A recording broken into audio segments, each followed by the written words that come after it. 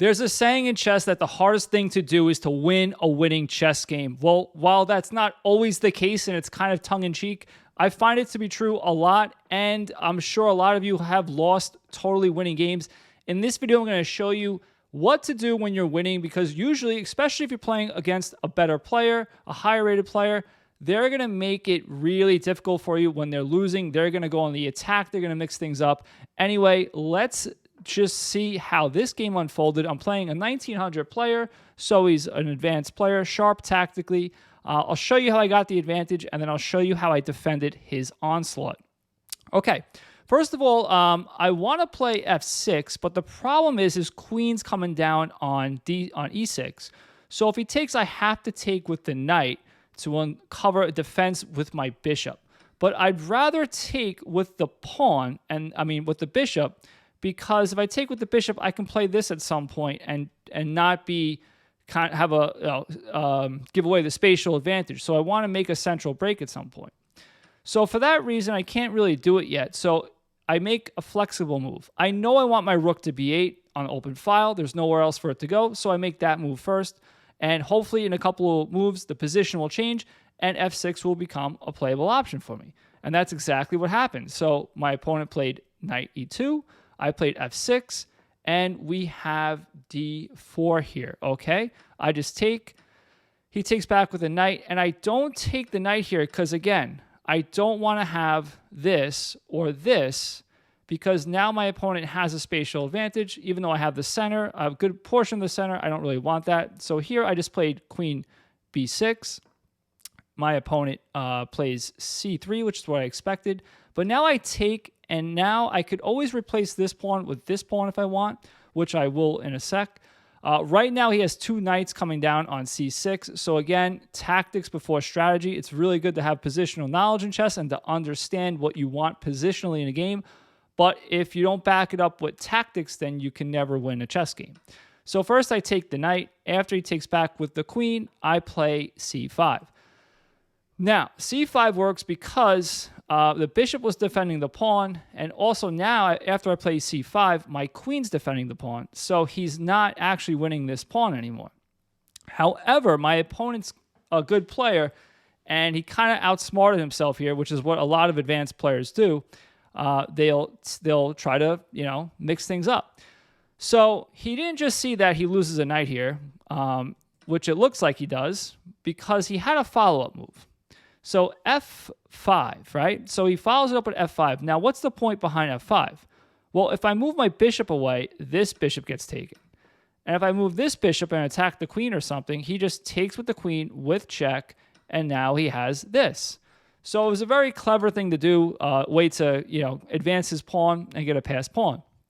However, it's not accurate. What move would you play here for black?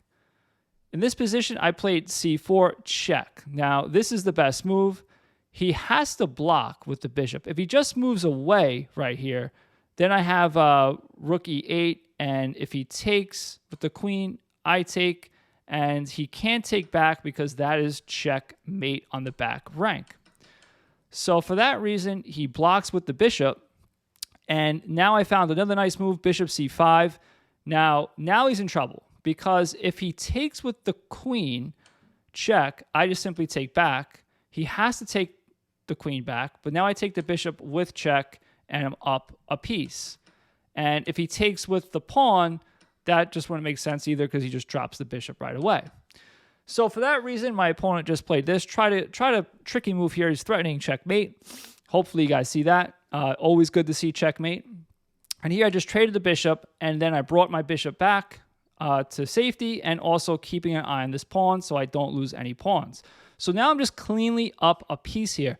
However, my opponent's a strong player, and he's going to try to mix things up and try to go on the attack here. He's going to get super aggressive, and this is where many players kind of crumble. So he plays f6. Okay, f6 is the best move. Now, if I take with the queen, I lose my queen to the rook. If I take like this, then we have rook takes, I have no king safety. My queen's getting hit. Let's say I move my queen away and attack this. He's going to come down here. This is really going to be tough to stop. So for that reason, and this is a good principle to know. You want to close the position where your opponent's attacking, so I do that. However, there's a caveat to that. I have to realize what the weak squares around my king are. So I have the dark squares that are weak right now. I also don't have a dark square bishop, so this is definitely a true vulnerability. But how does my opponent get to this square? If my opponent gets here, it's game over. But to get here, he has to get to here first, so he has to make a maneuver like either queen f4 or queen e3 to get here to here. So what I do is I just prepare for that. I prepare to defend g7. So after he plays rook f2, he was defending this pawn, and he wants to double his rooks. I simply play rook b7. This is a common motif when you're defending your king. You actually use your rook on the 7th rank, and it defends these squares. So my opponent doubles up, and I go for a queen trade. Obviously, if he goes for a queen trade here, that's game over. He has no more attack. His pawn's just going to run into my rooks, my bishop, and there's nothing to do. And you don't want to trade pieces, especially a queen, when you're down material. So my opponent correctly avoids the trade and is trying to come in here and go for mate. However, all I have to do now, since I have the rook here, is just move my bishop away, and it uncovers a defense.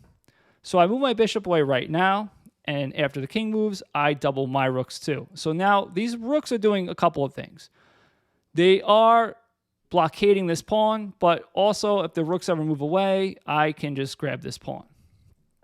So now we have a little bit of shuffling around, and now this move is just pretty much, I'm going for like queen trades and taking space. So if he makes a random move, I'm going to go for a queen trade, which he has to avoid, and then my queen's going to be in a decent position, and we could play from there. So there's nothing for me to do here because I already defended. It would be a mistake if I start making moves like this, because now all of a sudden we have queen g6, and that would be embarrassing. Same goes with this, right? We would just take, and that's not good. So everything's defended. I did my job. Now I'm just going to make moves on the other side of the board and wait for my opponent to run out of things to do.